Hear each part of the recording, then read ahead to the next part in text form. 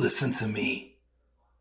If there was a wise man who would ever think of this, they would say in order to be superior to the man, you've got to be the man. For I am the man himself.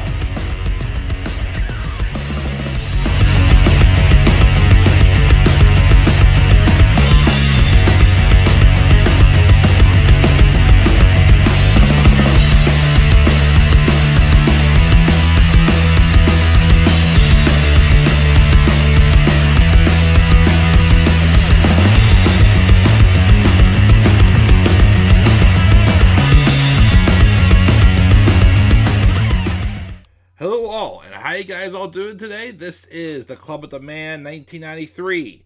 And we're back here for another review of WWE 24, as we are now going to talk about the episode about Finn Balor. Now, this episode is very similar to the Seth Rollins one.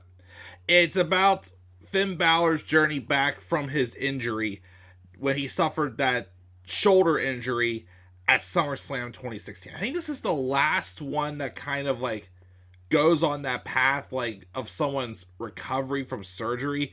We have a few that involve like their returns to the company. Like we got a few coming up soon. I think the next two are kind of in that category with Kurt Angle, Goldberg. I know down the line we have the Hardy Boys as well when they came back. So the injury story was this is kind of the last one as far as that goes. I wouldn't say I liked it as much as the Seth Rollins one, though. This was still good. I like the Seth Rollins one a little better. I think the Seth Rollins one has hit a little bit more home for me, I thought. Where this kind of felt like it was kind of a repeat, but the Seth Rollins one, to me, felt like it still like gave us an idea of who who Seth Rollins was growing up, because they talked about his home life and whatnot. This one more so seemed like it focused on how Finn coped with the injury, like focused on the emotional side of it, and how he kind of like took a step back from wrestling for a bit and like went going home. Well, he didn't completely, because he still went back home for the holidays to Ireland, made an appearance at an old promotion he used to wrestle for, and even was trying to set an example for the upcomers as well. And basically how that kind of he detached from real life for a bit to get his mind off things, and then went back to the Performance Center after the new year and basically got ready to get cleared. His injury, of course, though, was only supposed to be, originally they mentioned, I didn't realize this, I've seen this one once or twice, but not as many as the Seth Rollins one. I didn't realize that his injury was a little more severe than I thought it was when they went into surgery. But we'll get all of it to that and talk about. Like I said, I'm probably not going to be talking too much about this one because it's very similar to the Seth Rollins one. But so, the day of SummerSlam 2016, Finn Balor mentioned that, he had been kind of prepared for that moment long ago, because of all the success he had in NXT, basically being the icon of NXT for about a year and a half. And remember, too, as I always mention, the run he had as NXT champion before he got called up in 2016, he was not supposed to have that run. That was supposed to be Hideo Itami, but then Itami got injured. So instead, Finn Balor got that run instead, and he was an icon. And he was definitely destined to be a main eventer on the main roster. He got called up. He was basically being given a rocket ship push to the top and was on track to be the first ever Universal Champion. This is when the brand split first came back. His first match on his first pay-per-view match was Seth Rollins, where he wrestled for the debuting Universal title. Actually, a lot of interviews state that originally, and this was probably because originally what the Roman Reigns suspension kind of messed things up with the title pictures. But originally, Finn Balor was not supposed to fight for the title at SummerSlam because Roman Reigns was supposed to go into the brand split, was still champion, but then that changed when he got suspended. But Finn Balor was supposed to originally actually work Chris Jericho at 2016's SummerSlam. Jericho said in many interviews, but of course that all changed. But anyways, Finn was prepared for that day. He was prepared for it all through all of his life experiences. They prepared him. 5 minutes into the match, Seth Rollins, like similar to his buckle bomb, slammed Balor into a barricade outside the ring. And he injured his shoulder. And the thing that makes me feel bad too for Finn Balor, especially how they never put him back at this level when he came back after this injury, is the fact that even when he was down and he knew he was hurt in that match, he still got up and finished the match to show that you can still rely on me even when I'm hurt. And it bothers me to this day that even that wasn't enough for them to put him right back in this spot when he got back from his injury. But he finished the match. Of course, he knew that the moment was probably not going to last long. He mentioned, of course, how he kept holding the title in his right hand, but he wouldn't raise his right arm. And the cameraman, when he's walking the ramp, was like, raise the title, raise the title, raise the title. And he raised it, and it was like, crunch, crunch, crunch, crunch, crunch, crunch, crunch, crunch, crunch. So he goes to the back. He immediately goes to get checked. And the early diagnosis was that he had a torn labrum. And he was originally told he was only going to be gone for about 3 to 4 months. Which, not too bad. He probably would have been back in time for Rumble, if that was the case. They went in, though. Well, he also mentioned how, he tried to still celebrate that night, going out with some friends. But, he knew that he was going to be getting stripped of the title. And he did, of course, the next day. And then, he went to get surgery. And I believe they said when he had the surgery, he discovered that the main injury, of course, was the torn labrum. But also, he apparently had, I forgot, something with one of the bones in his shoulders. I can't remember what it was. But I know he had a minor bicep tear as well, and a minor pec tear, I think they also said. So it was a little more complicated than they thought it was going to be. So that's when Jeff Dugas mentioned that, his recovery time was probably going to be, instead of 3 to 4 months, probably more so closer to 6. And he was gone for 7. He didn't come back until the Raw. Well, he technically was cleared earlier than when he came back for live TV. He wrestled some live events, we'll get to in a second. But they kept him off TV until after WrestleMania.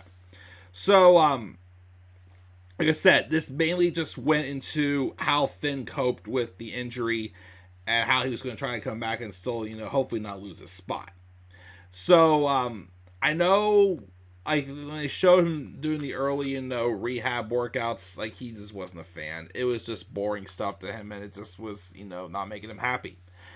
I believe he didn't watch his first episode of Raw again until, like, Sorry, got a little bit. Until, like, October, I think it was.